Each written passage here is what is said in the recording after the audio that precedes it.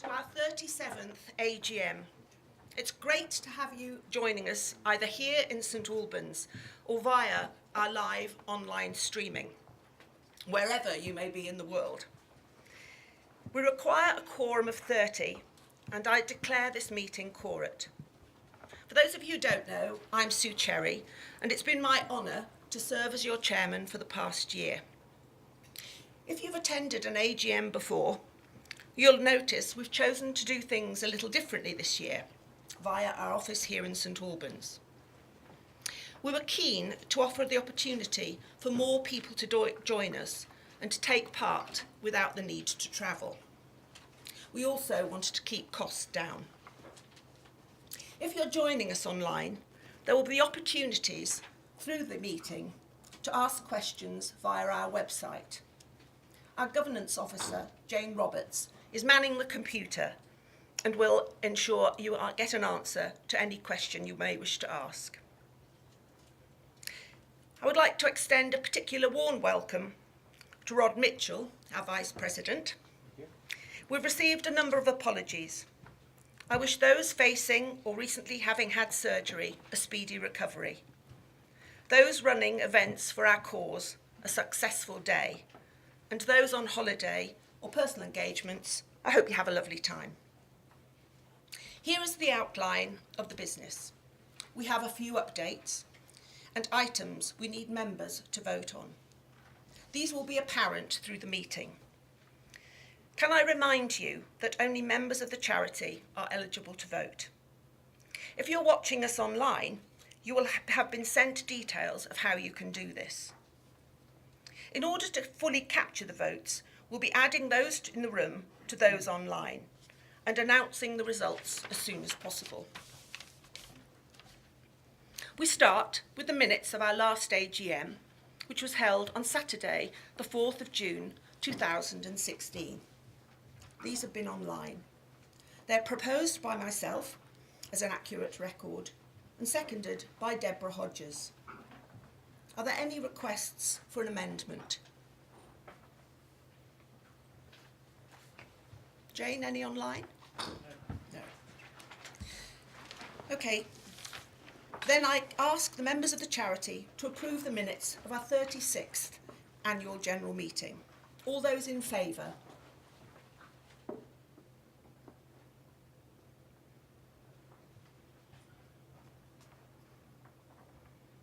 Jane? Yeah.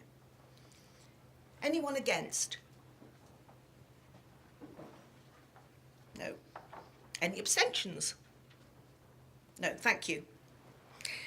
I'm pleased to approve the minutes of our 36th AGM as an accurate record of the meeting. We move now to my report for 2016. I was delighted to be selected as your chairman, to be given the opportunity to work with our Chief Executive, David Barker, to lead Crohn's and Colitis UK at this exciting time in its evolution. The scope of my presentation is to tell you a little about myself, to talk about my first year as your chairman, what we have done, to share in our evolution, how we work together, to highlight some of our achievements in 2016, and share my focus for the coming year. Sue Cherry. When I decided to leave paid employment to devote my time to volunteering, I was clear I wanted to be involved in charities and activities I was passionate about. I am passionate about bowel disease. I have witnessed firsthand the distress and suffering inflammatory bowel disease can cause. In 1999, my dear husband nearly lost his life to what was described as at the time as Crohn's colitis, and a close friend suffered from Crohn's disease.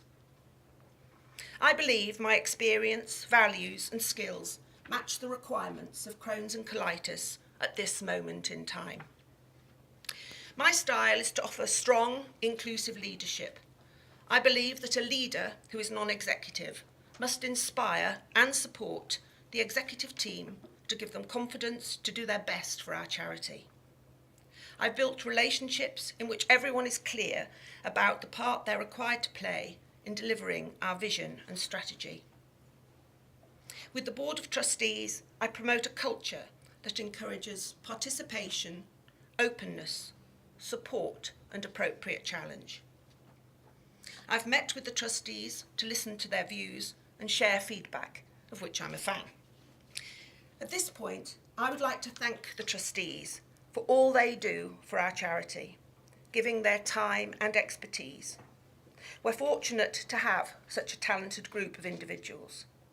I would also like to thank David, the SLT and the board for the support they've given me personally during my first year.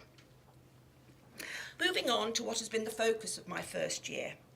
My overarching objective has been to focus the work of the charity to deliver the highest possible impact by anyone affected by inflammatory bowel disease. I saw my role defined under 6 headings: leadership, which I've already talked about, strategy, performance, risk, money, and governance. Strategy. David and I agreed it was time to review our strategy. Work began in January, and David will share more of this later. Performance. Charities in the UK have never been under such scrutiny. It is our responsibility to see that Crohn's and Colitis is run in a professional and business-like manner, which we do. Risk. I need to be satisfied that the major risks to the charity have been identified. We, the board, know what they are and how they're being managed. Money. We are given every penny we receive by someone who wants us to make a difference and ultimately find a cure for inflammatory bowel disease. The night before my first ever board meeting, I read our magazine about Tracy.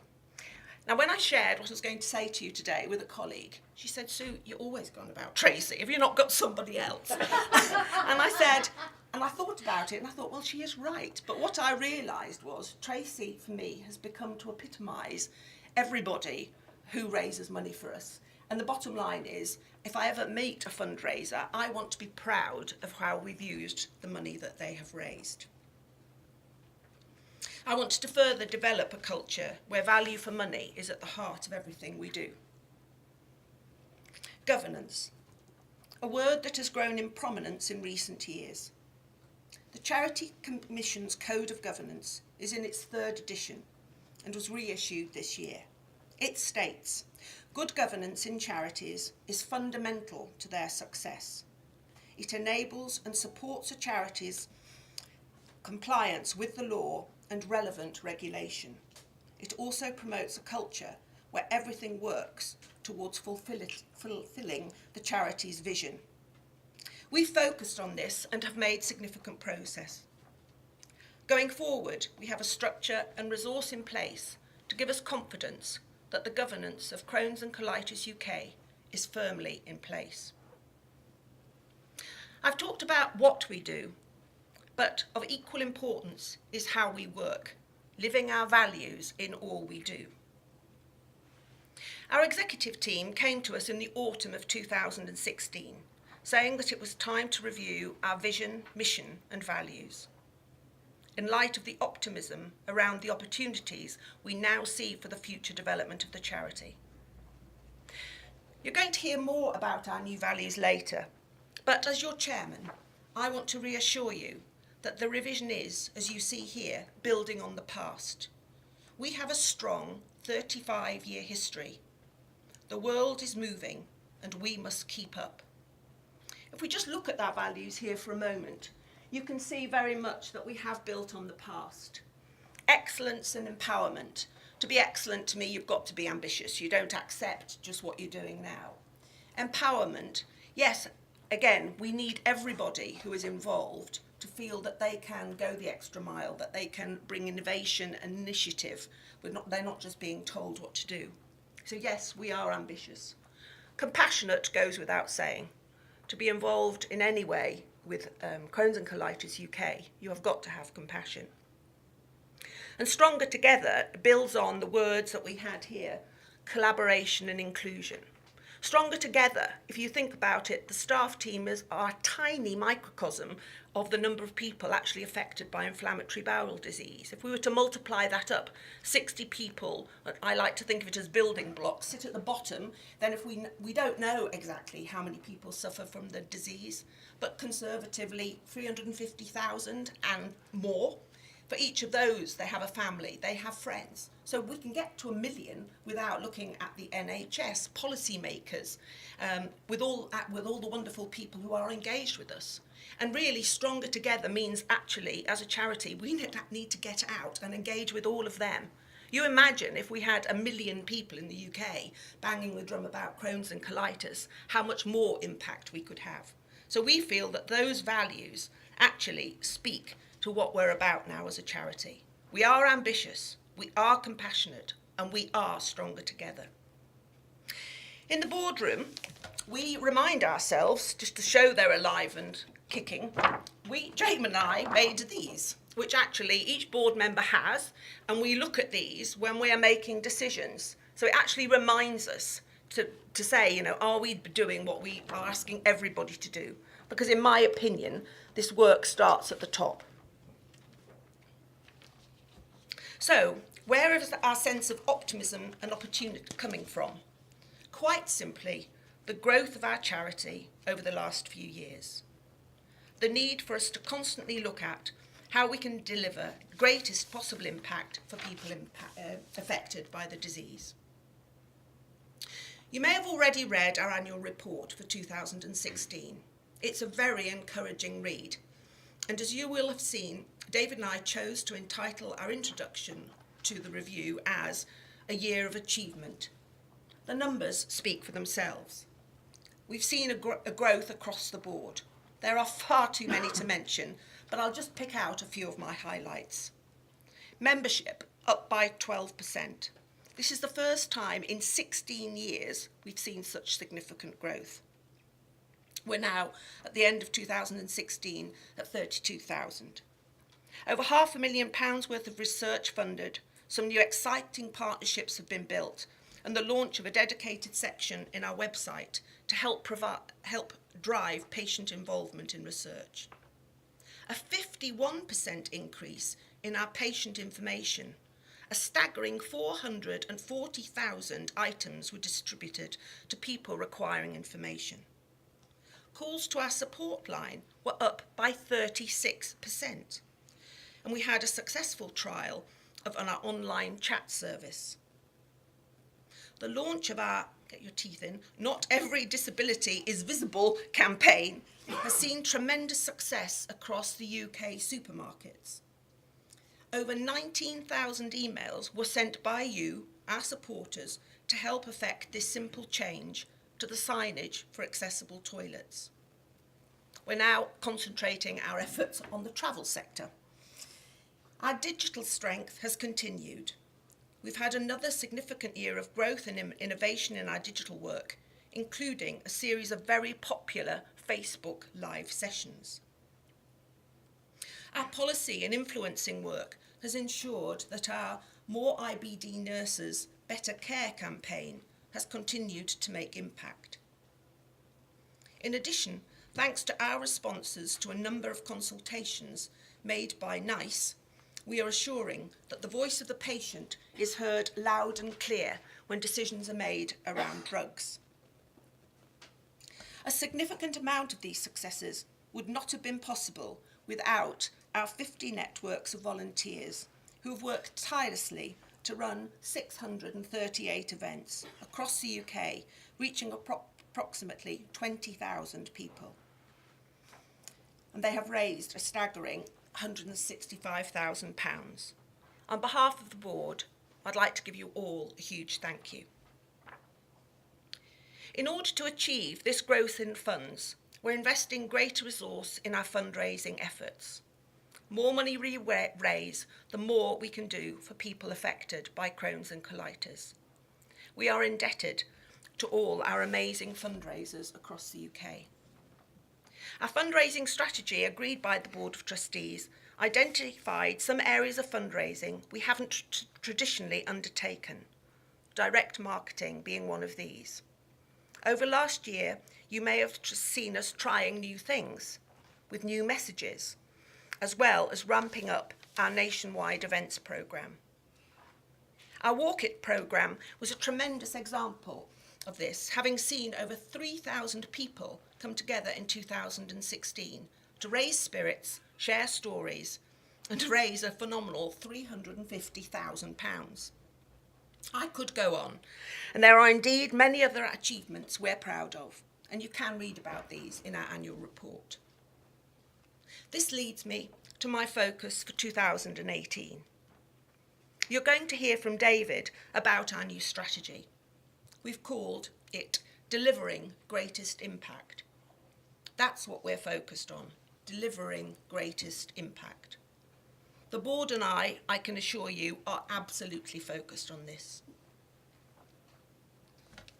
As I hope you've seen from what I've talked about, that you feel confident that we will live the values of the charity going forward, that together we are ambitious, we are compassionate, and we know we are stronger together. Thank you.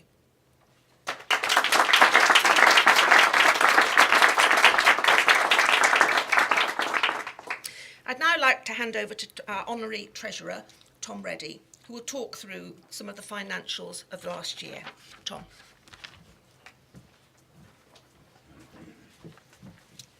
Hi everybody, I'm Tom Reddy, the Honorary Treasurer, and it's my pleasure to present the 2016 Annual Report and Financial Statements. So without further ado, firstly a few highlights. During the year we've enjoyed strong income growth, which has allowed us to further increase our spending on our charitable objects, but it's also added to our reserves, placing us in a strong position as we go forward. Our balance sheet is extremely robust, which is important, as we'll see later, given that we do have some big spends coming in 2017 and 18.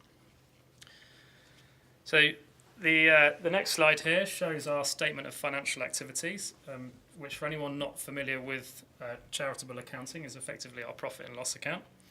So we can see from this, income has increased 18% from 4.2 million to just under 5 million. Expenditure is up from 4.1 million to 4.5 million. The result of this is that we've effectively saved up 517,000 during the year.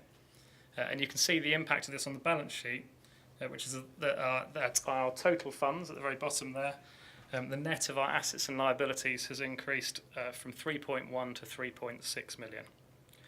I just want to point out, sort of one of the key drivers of this, or one of the important drivers, was legacies, and in particular towards the end of the year, we received confirmation of two quite significant legacies, which added to both the income and to the funds figures. So what I'll do now is go through each section in a little bit more detail. So starting with income, which, as I said a minute ago, has increased by 18%. The good news for me is that income's up across the board, as we've seen the strategies put in place by the charity bear fruit. The graph here shows that the largest contributor was legacy income, as I alluded to a minute ago, which was up 49%. But it's also really pleasing to see double-digit growth across all areas. And I really appreciate that much of this comes from supporters such as yourself, so it'd be remiss of me not to take this opportunity to publicly thank everyone for their contributions. And of course, this is just the money side of it. You know, there's also all of the time and volunteering and other efforts that people put in.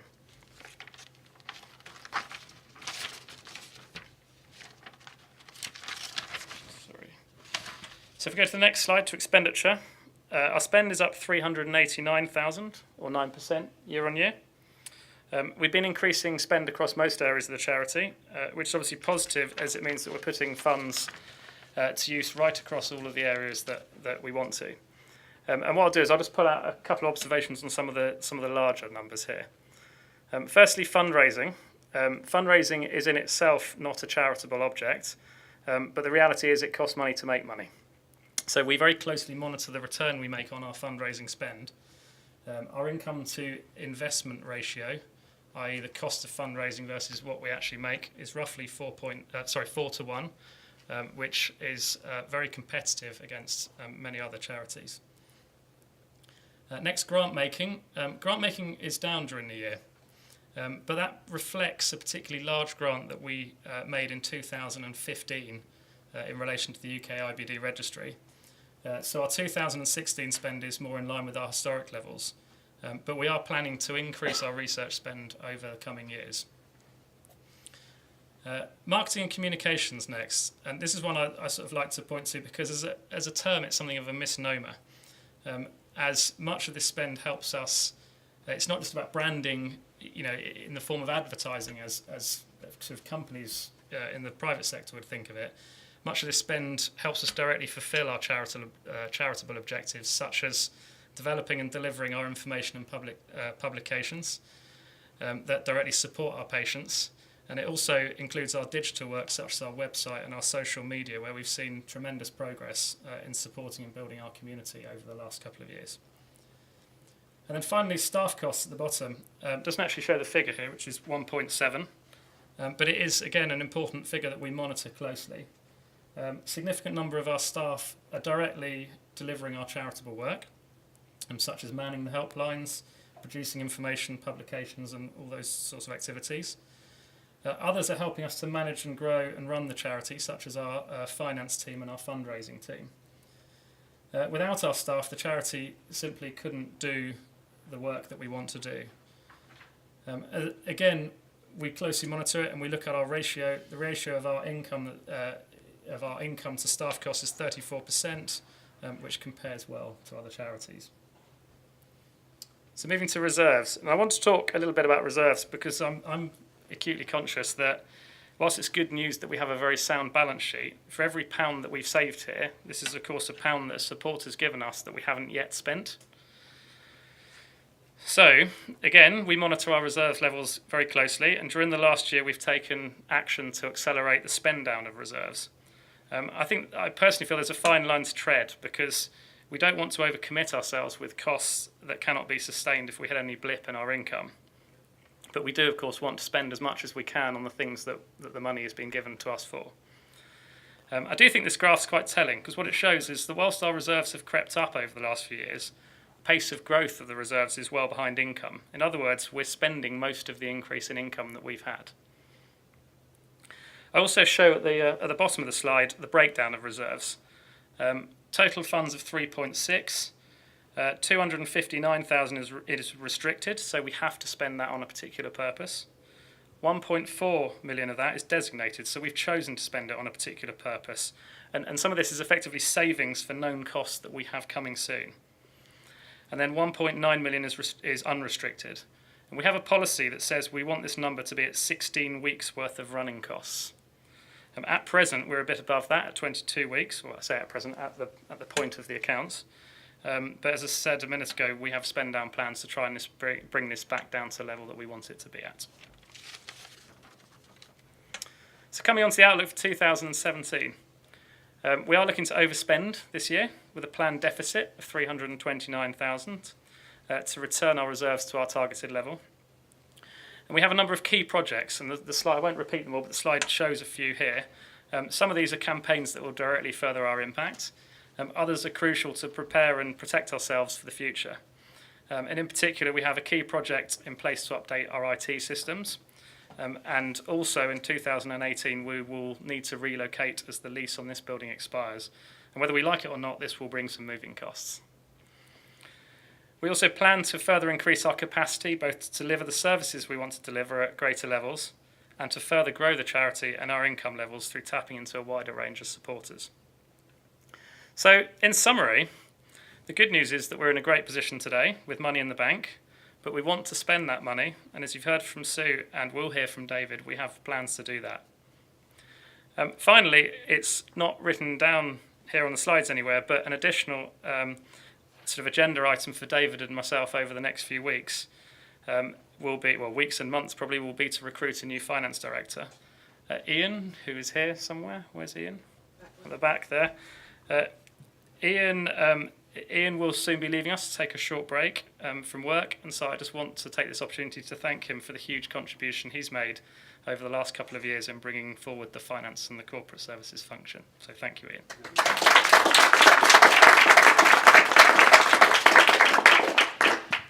So that's all I was planning to say, which brings me to the business end of my section, which is 2 voting items. Firstly, the adoption of the accounts, and secondly, the reappointment of WMT as our auditors. Before I do this, just wanted to pause very quickly to give everyone the chance to ask any burning questions they may have on the finances, either in the room or Jane, if there's anyone online at all. No, I should say anyone here, if you have any questions and want to ask me about them, I will be around afterwards. Oh, we do have a question there. Yeah, my name's John Payne. Thank you. My name's John Payne. I'm a member with Crohn's, living in Oxford and very much involved in fundraising there. I just wanted to pick up on the comment you made about this office and the fact that the lease is going to be up. Is it not possible to extend the lease and therefore to reduce the cost for finding somewhere else? So we've, thank you. That's absolutely one of the options we've looked at. And unfortunately, it's not, I can't remember exactly what happened with it, but well, actually, David, you're probably in a better place. Yes, get David a microphone. Otherwise, people online will just hear silence. So that is an option we've looked at. This building here is being sold, and they're looking to license it for residential. The other thing in this building that we really did look at hard is we want our next lease to be a long-term 10-year plan, and actually if we were to stay here we would want a serious commitment from them, because actually although we've managed to make our office look lovely with colour on the walls, this is a tired old building, so unless there was a commitment for investment in the facilities within the charity, so actually we don't believe it's a reasonable option. It would have been ideal if it could, but sadly it's not. Yeah, I mean, we've been through, well, we continue to go through a sort of a pretty robust process to work out our relocation options. One of the things that was talked about last year was about whether we should buy a property. And that's one of the things that the board sort of explored in some detail. And I think, the conclusion, and certainly my personal view, was that whilst, buying is in some ways a saving for the future, at the end of the day, we're not here as a property investment company. We're here as a charity to spend money on Crohn's and colitis. Hence, we think, well, the likely route is that we will be taking another lease, hopefully from mid-2018. Does that answer your question? Thank you. Thank you. I've got a question online from which Jane is going to read out. Yes, Sarah H. Has asked, what do you think is the most important project that Crohn's and Colitis UK plan to deliver next year to support people with Crohn's and colitis? Ooh, that's $1 million question. There's all sorts of different projects we could point to. One of the fascinating things for me coming out of a board away day that we did earlier in the year was asking what different members of the board, and ultimately went out through the survey, which I think David's going to talk about in a little bit, what was important to people. And the simple answer is, everybody had a different view. And because one of the things, again, as part of that discussion was, do we do too many different things? And I think the conclusion we've come to is all these things are important to different people for different reasons. And on the basis that it's those people who are giving us their money to spend on trying to sort of further our cause, actually what we need to do is find the right balance, of how we spend our money to try and do all of the positive things that people want us to do. For me personally, I wouldn't point to a particular project. For me, the big thing is about what can we do to raise awareness. I think awareness is the absolute number one thing we should do, and actually that comes from a huge range of our projects, whether that's through the digital side or the publications we produce, all of the sort of drum banging we do with the politicians and in Parliament. So without wishing to sound like I've avoided the question slightly, I don't want to point to a particular project. I would rather think about how they work together to come to sort of an outcome for us. For me, as the treasurer, there's some really important projects that we need to do here, in particular the IT spend and the relocation, which, whilst they're money that in an ideal world you wouldn't have to spend, they're crucial to allow us to continue doing all of the sort of, or meeting all of the charitable objects directly. Does that answer the question? Hopefully it does. I'm not sure if we're going to get that feedback. Any other questions? Should we move on to the votes? So to the votes. Firstly, the 2016 accounts are proposed by myself as a true and fair report and seconded by Alan Thackeray. I ask members of the charity to approve the adoption of the annual audited accounts and report for the financial year ended 31st December 2016. So firstly, all of those in favour, please.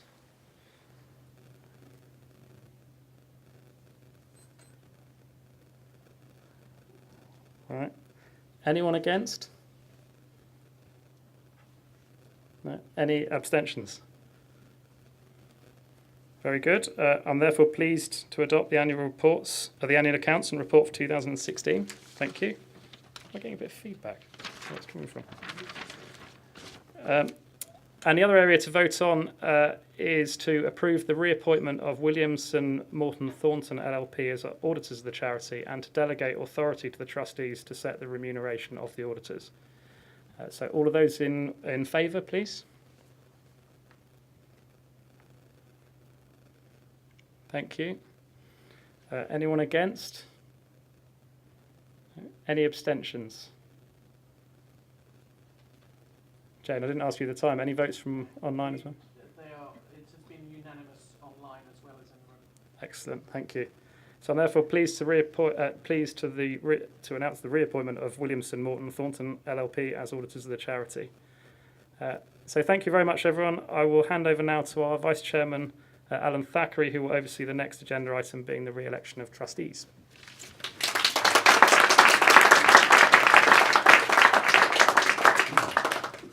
Thank you, Tom.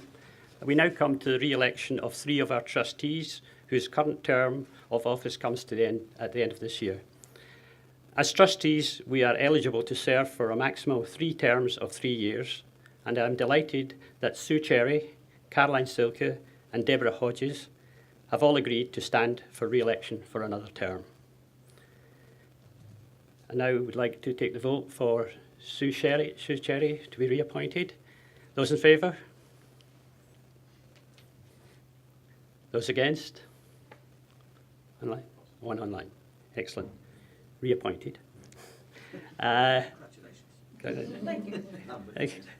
And Caroline Silke? Those in favour? Against? And online. Okay. Reappointed.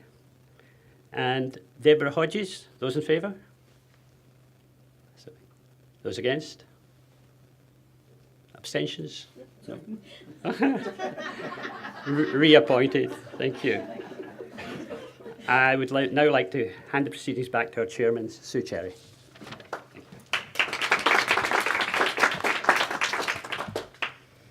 Thank you, Alan, and thank you for re-electing me back onto the board. Our next item of business is a special resolution to revise our Articles of Association. Our Honorary Secretary, Sarah Denislow, has been leading this piece of work, but is unable to be here in person. She's made a short video outlining the work that has been undertaken.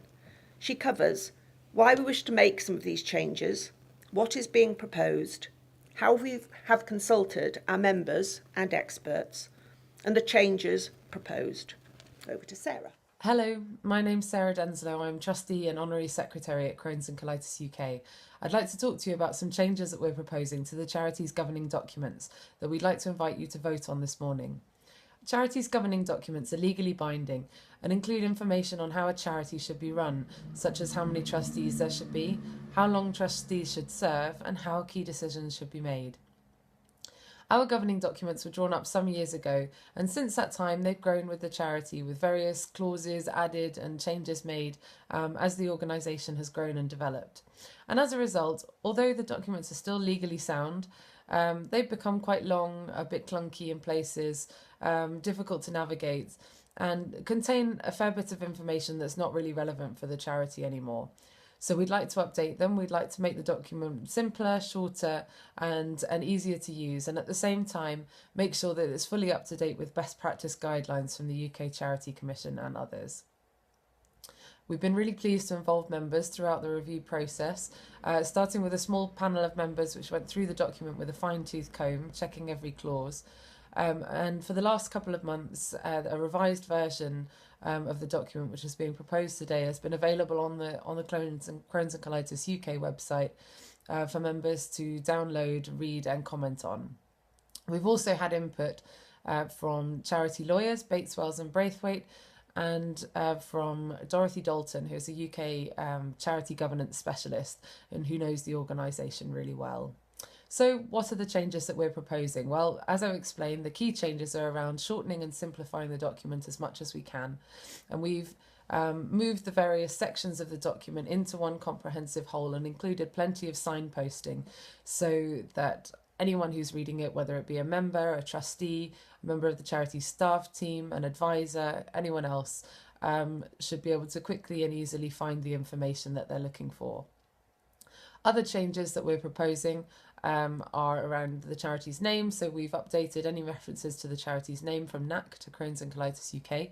We've also cleaned up some of the wording around trustee involvement, particularly clarifying the process for trustees' retirement and re-election by rotation, and making sure that the board is able to kind of remain fresh and best meet the governance needs of the charity. On groups and membership, we have removed quite a lot of the detailed wording on how groups and membership operate, and we're proposing to put that information into separate policies and procedures outside the main governing documents, which will be both simpler, kind of more agile, and also make it easier for that information to be accessed by anybody who wants to see it. We've also thought long and hard about how best to involve members in decision making and how we can give members the greatest opportunity to get involved in having their say. And so we're proposing to introduce some flexibility around whether or not a formal annual general meeting is the best way of doing that, or whether there could be other things that we could do, other methods we could use, such as virtual meetings, online or postal polls, which might enable a greater number of members to get involved and have their say. And finally, we've strengthened the section around conflicts of interest, which is bringing our recommendations, our guidelines, in line with the recommendations of the UK Charity Commission. So the result of all of this is a shorter, simpler, we hope, document which is easier to use and easier to navigate, and which we hope will serve the charity well in the coming years. We welcome any questions that you might have before we ask you to move to vote on the new version. Thank you very much. No. Okay, if there are no questions, I would like to ask members of the charity to approve the special resolution, the adoption of the revised articles, proposed by Sarah Dennislow and seconded by Caroline Silk. All those in favour?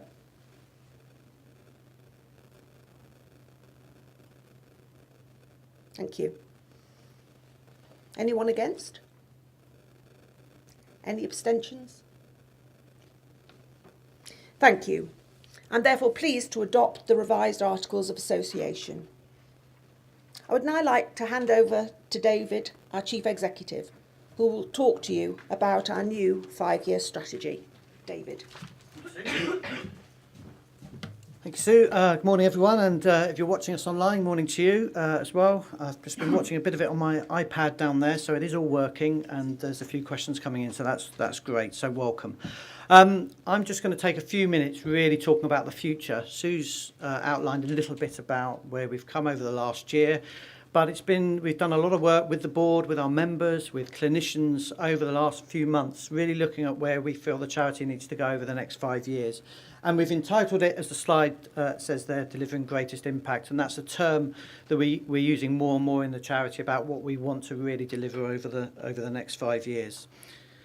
So I thought I'd start with this one, which might look a bit busy, but it is a very simplistic way of looking at the sort of journey, and I hate that word, but I can't think of a better one to use, that people may go on when they are diagnosed with Crohn's disease or ulcerative colitis. You'll start on the top left-hand side there. You'll have some symptoms. You may not realise you have those symptoms, so you may not go along to a GP. Some people may go along to a GP and then kick about in that space for quite some time before they're referred. But actually, those symptoms are the things that will drive people to usually their GP, which is the gateway to the health service. If it's really acute, you may rock up at A&E. Some people may go to their pharmacists. But once you get to your GP, there's a whole load of things that will happen there, and hopefully, quickly and speedily, you will be referred to secondary care, where you will see a consultant gastroenterologist, and there will be a whole load of tests and investigations, which takes us to the top of the first line. Then you will be given a diagnosis. Sorry, Mr. Jones, you've got Crohn's disease, or sorry, Mrs. Bloggs, you've got ulcerative colitis, or actually you haven't got these conditions. And then a treatment regime can begin. As you will all know, that treatment regime that may work for one patient may not work for another. So as one gastroenterologist explained to me once, it's a bit suck it and see in terms of the treatment regimes that may work. You've then sadly got it for the rest of your lives, and during that period it's going to flare up, flare down. You may end up requiring surgery. But what we've tried to do, hence the question marks, is really look at where the charity could make the biggest impact. I always say we're sadly not going to fix the NHS. We have to be realistic. We're currently a £5 million charity. We have huge ambition here. How could we really make sure that we focus our efforts to make the greatest impact? And we've been doing a lot of work talking to people over the last few months. We have a new vision, mission and values, which Sue alluded to, which I'm going to introduce you to them in a moment.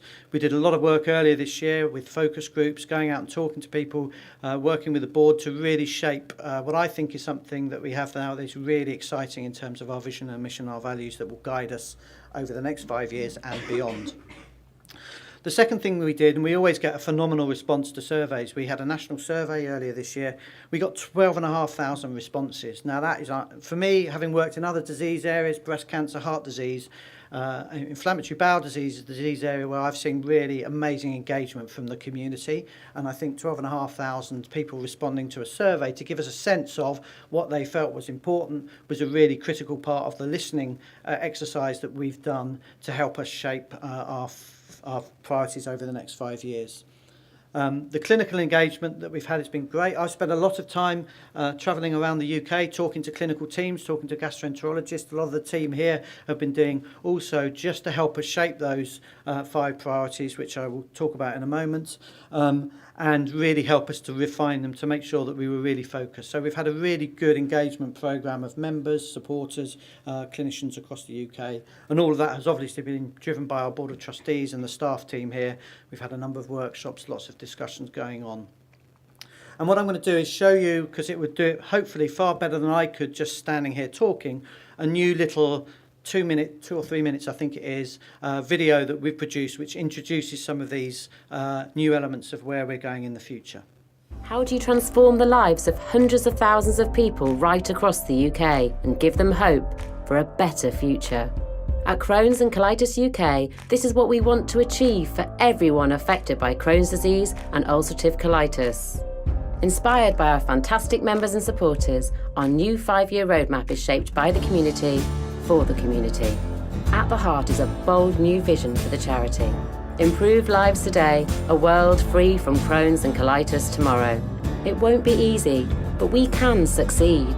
By breaking taboos, by driving pioneering research, by supporting and bringing people together, and by campaigning to improve lives. Together, we are leading the fight against Crohn's and colitis. This is our new mission statement. How do we make it happen? We will focus on 5 areas that we know will deliver the greatest impact over the next 5 years, getting us to where we want to be faster. 1. We want to help everyone understand Crohn's and colitis. Knowledge is power. Understanding unlocks change. No more ignorance, no more stigma, no more isolation. 2. We want to drive world-class research into the disease. We will find and fund pioneering innovation that helps people manage the impact of the disease and to one day eliminate it. 3. We want to support and empower people, helping them manage their lives with Crohn's and colitis. When people have better practical help and emotional support, they can take more control of their condition and live fuller and freer lives. 4. We want high-quality, sustainable clinical care across the UK. We will build productive partnerships. We will give a powerful voice to patients across the UK. We will mobilise our supporters. We will come together, challenge the status quo, and help influence policy, driving up care standards for everyone. 5. We want early and accurate diagnosis for everyone. Let's build stronger partnerships to help people and professionals spot symptoms. Earlier treatment and support will help deliver better outcomes. Through all of this work, we will be guided by our values, every day of the year. We are ambitious. We are compassionate. We are stronger together. After all, when we stick together, we know that we can do amazing things. Right now, we need you more than ever to help grow our charity and raise vital funds. Together, we are a community of volunteers, members, supporters, researchers, partners, innovators, change makers, listeners, campaigners, fundraisers, and friends. Together, we can be an even more powerful voice for hundreds of thousands of people across the UK. Together, we are Crohn's and Colitis UK.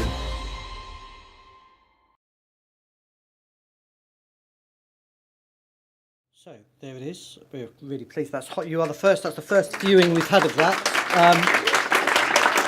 So we're really pleased with those. We would really welcome feedback from either if you're in the room or if you're watching us online, because we want to refine that next week, probably, or the week after, and that will become our new sort of video that we use to promote where we're going over the next 5 years. Now, clearly, there's a lot that sits behind that, but just to sort of briefly sum up, that's our new vision and our mission.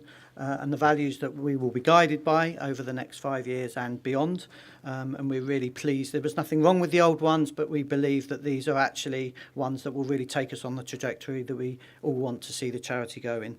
And then the big five, as I call them, are the sort of 5 areas that we're going to focus on, and obviously the work that we're doing now, which will lead into our 2018 operational plan, will really start to fine-tune what are we actually going to do in order to achieve these, because there's some big ticket items in there. But I think where we got to through that consultation period, through lots of discussion, debate, we're actually bang on in terms of the 5 areas that the charity should be really focusing on over the next 5 years. There is one that sits along the bottom of that, which underpins everything, and Sue and Tom have both spoken to this. We can't do anything without money. So, as Sue mentioned, the board have agreed to invest more money in some of our fundraising in order to grow our income, with a really close eye on the fact that we get that return on investment of 4 to 1 or even better. So that will underpin the more money we have, the more things that we can do, the more people we can help. So they're the big 5. That's all I wanted to say. There is an opportunity for questions, but just the final point I just wanted to make is I've been with the charity now 4.5 years, and it's been a tremendous privilege to lead the charity with the board. We have a fantastic staff team here, but we shouldn't become complacent. You know, all of us know that there is a huge task still ahead of us. And the next 5 years, I think we're really now beginning to set ourselves up to really deliver the greatest possible impact we can over the next 5 years. So thank you to you if you're in the room. Thank you to you if you're watching us online. We're really looking forward to working with you to see the charity go from strength to strength over the next 5 years. Thank you very much.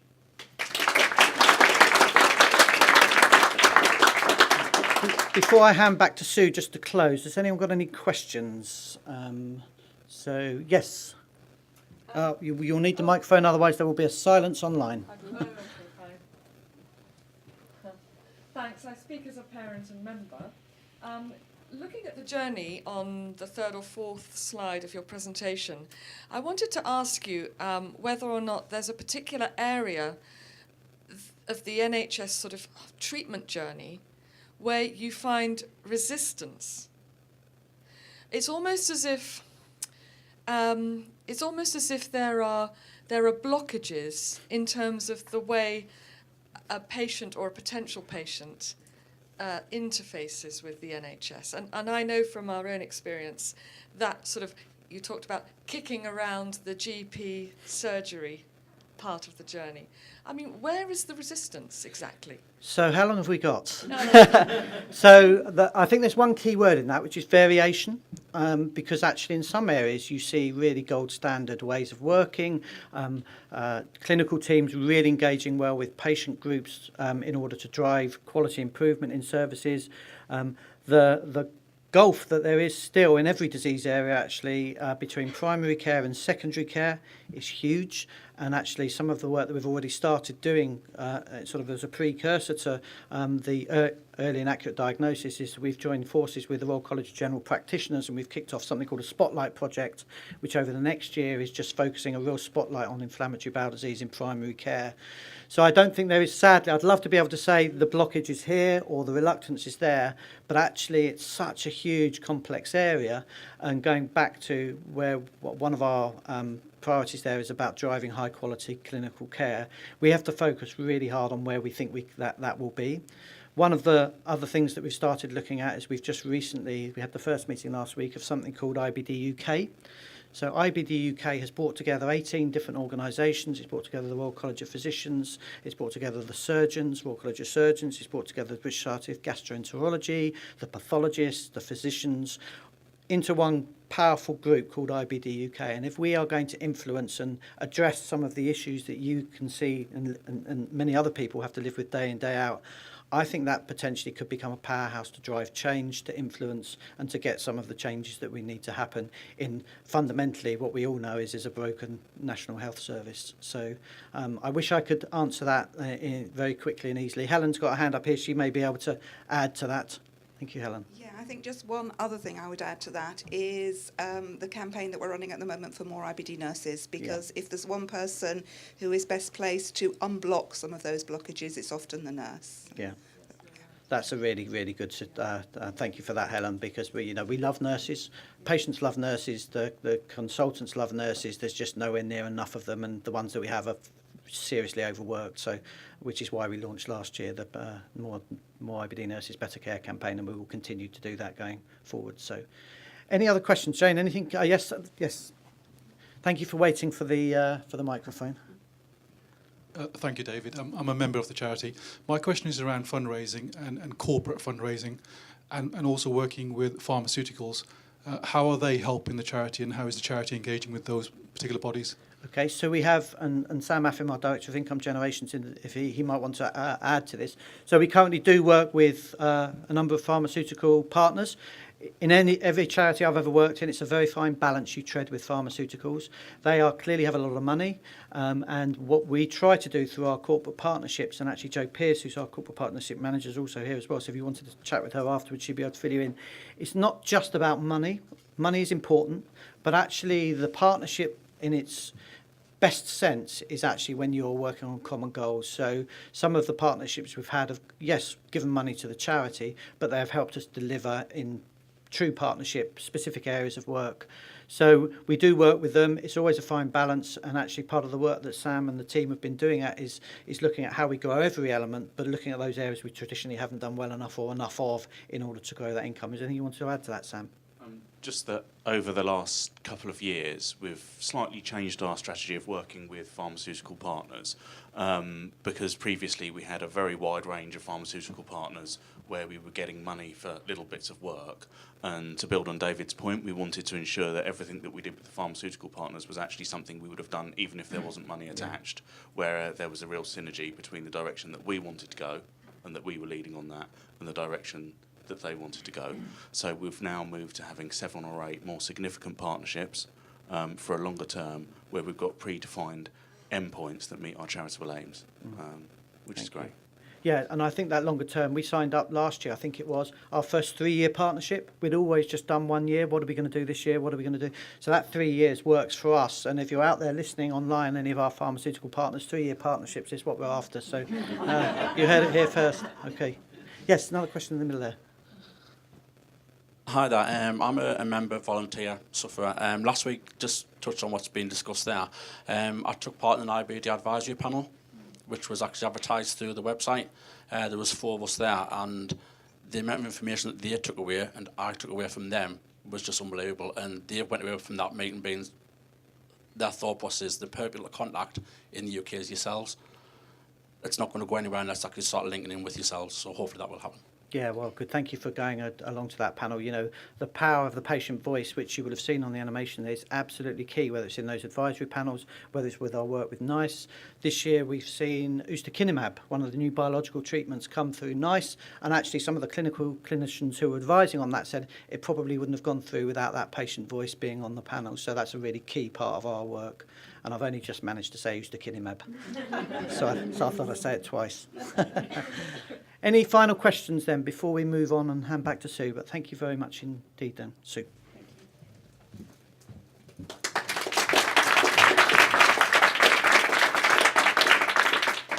Thank you, David. We would welcome feedback on today. Obviously, those of you in the room, we can talk afterwards. And if you're online, if you'd like to give us your feedback, that would be fantastic. All that remains is for me to thank those of you who've travelled to be with us in St Albans, and thank you to those people online to have the interest and to support us in that way. I hope we have conveyed our optimism for the future growth and impact of Crohn's and Colitis UK. Thank you very much and all the best.